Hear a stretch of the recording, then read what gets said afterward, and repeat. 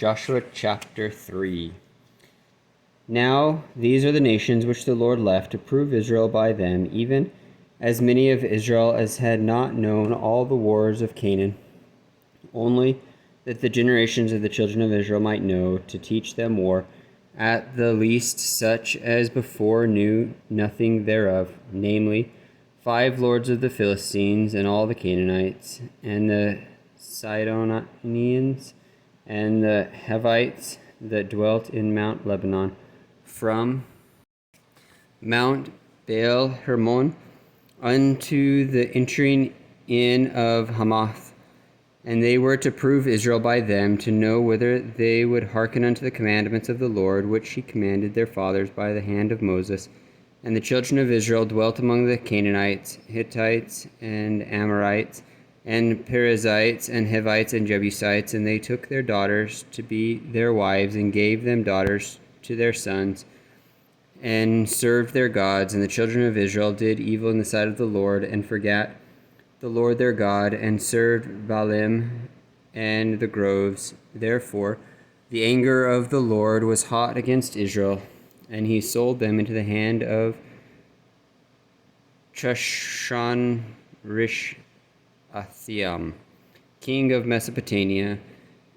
And the children of Israel served Chushan-Rishathaim 8 years. And when the children of Israel cried unto the Lord raised up a deliverer to the children of Israel, who delivered them, even Othniel, the son of Kenaz, Caleb's younger brother.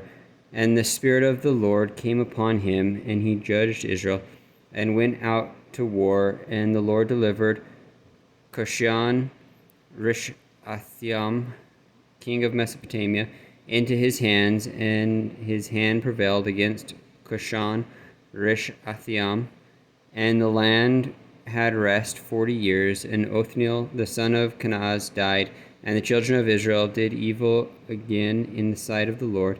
And the Lord strengthened Eglon the king of Moab against Israel, because they had done evil in the sight of the Lord.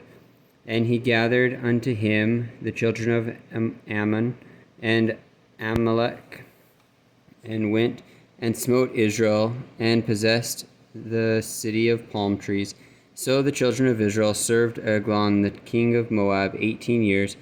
But when the children of Israel cried unto the Lord raised them up a deliverer, Ehud the son of Gera, a Benjaminite, a man left-handed. And by him the children of Israel sent a present unto Eglon the king of Moab. And Ehud made him a dagger which had 2 edges of a cubit length, and he did gird it under his raiment upon his right thigh.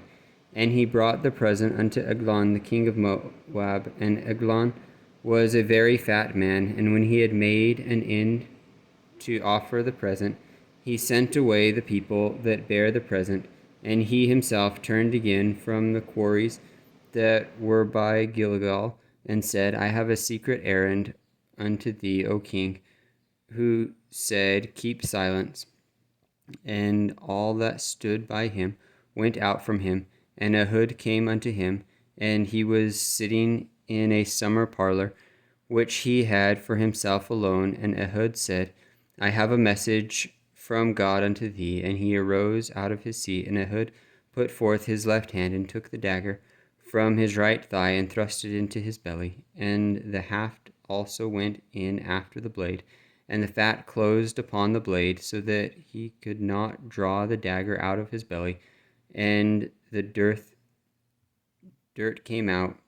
And then Ehud went forth through the porch, and shut the doors of the parlor upon him, and locked them.